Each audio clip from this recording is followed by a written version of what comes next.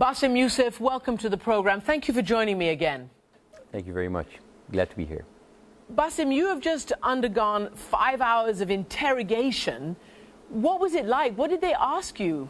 Well, because what I present is visual, it's video, these are like episodes. So basically we were going through the punchlines that were considered by others as an insult to the president or as some sort of being in contempt to the Islamic religion. So we were basically answering question line by line, phrase by phrase, and joke by joke.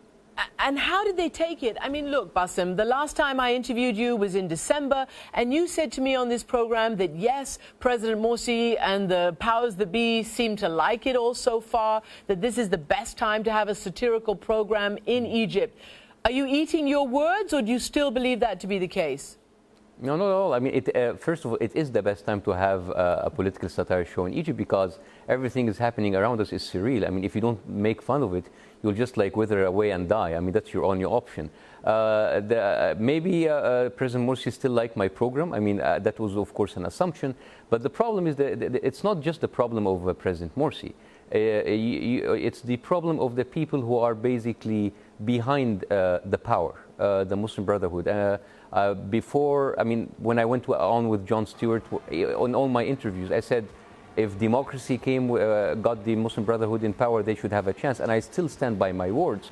But the thing is, if they have a chance in a truly democratic elected system after a revolution, they need to shape up and they need to step up. And all what we have seen so far is basically the same old game and the business as usual, prosecuting people with freedom of speech. Do you think the revolution is going backwards?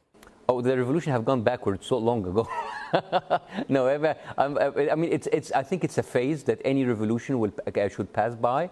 And basically, the good thing about the revolution that we need people to show up for their words. They need to step up. And now it is the time for the political Islamic power to actually step up and show us if they're actually truly moderate and they're truly democratic and they believe in democracy. Well, let me ask you, because, look, they've accused you of not only insulting the president, but also, you know, partaking in public disorder by your satire programs and also insulting Islam. How worried are you about the seriousness of those charges?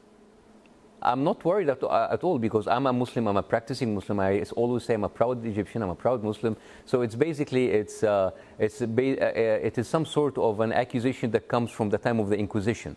So this is modern time Inquisition where they hold people for their words and they use holy reasons to put them in jail. So I'm not worried because I have not done anything to insult my religion, which I'm proud of.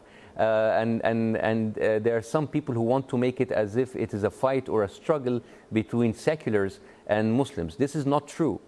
Many people like me who are practicing Muslim, they are moderate and they don't like the people who represent what they call political Islam. I mean, Islam is a wonderful religion, it's a great religion, it's a peaceful religion, and there are some other people who claim to be the sole representatives of Islam. They are the ones who are actually giving a bad image, and they're basically insulting the image of Islam. So it's not like an infidels versus Islam war. What are the specific things that you are alleged to have done? How did you insult the president or Islam according to these charges? Specifically, I think about insulting the president, there was a couple of punchlines basically commenting on his speeches, which, as I think it was written, that people felt extremely affected psychologically to see their president being insulted, and that would actually affect our status throughout the war. Are you intimidated by this? 5 hours of interrogation, more than $2,000 in bail, possible trial, who knows what next? Are you changing the tone of your show? The tone of my show is actually getting higher and higher and higher. And I'm not intimidated, I'm just exhausted by this. So I'm not going to let this drain me. I'm just going to continue and continuing with the show, continuing with the same high tone of the show. We're not going to back down. We're not going to actually, we're not going to relax about what we do. We're just going to have fun doing it as usual. President Morsi's office says that the public prosecutor operates independently of the presidency and that he, President Morsi, respects free speech. Do you believe that? Well, again, if they said that, I believe it. But this is exactly the same rhetoric that we heard from the ex-regime. I mean, the ex-president Mubarak never put someone directly into an investigation. There were other people who are great supporters of the regime who did that for him. And he would come again at the end and actually show his grace and release them. So, I mean, we're talking here about the fundamentals of all of this. In a modern democratic country, those laws that can actually allow people to put other people into investigation and trial and jail because of accusation like insulting the president or insulting a certain religion is ridiculous.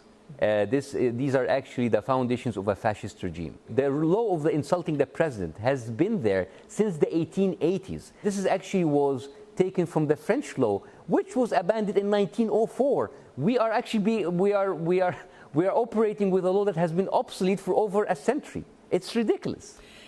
And in the meantime, there are other really troubling things happening in Egypt. For instance, the huge spike in sexual assaults against women, not to mention the terrible economic problems and the security, law and order problems. I mean, do you see the government able to tackle this? Are they reacting against you because they feel under threat by the other real problems that are happening in Egypt? The problem now with the rhetoric of the government and their supporting media, that they are blaming everything on the media for talking about problems instead of actually solving the problem. This is a government that is hanging its failure on others people right for free speech. So basically you're having an authority that has failed every single promise, and they expect that people will remain silent, and they expect that people that will shut up, and that will not happen. So that's why you have the unrest. And Bassem, finally, when I interviewed you a few months ago, you told me that your mother was quite worried about you, that every time you popped up on television, she thought that you were going to be hauled off to jail. Do you think her fears have come true? Well, I mean, she's still worried. And now going to jail is a risk that we have to go through. But, you know, with big shows and big programs comes great responsibility and maybe bigger risks. So I think we just have to accept that this will happen anytime. And meanwhile, we will just have fun doing this. Have you heard from Jon Stewart? Oh yeah, I mean, of course he asked about me, and we've been in touch and we've been corresponding, and who knows, maybe he will talk about me in the show. Hi, John. Bassem Youssef, thank you so much for joining me. Thank you.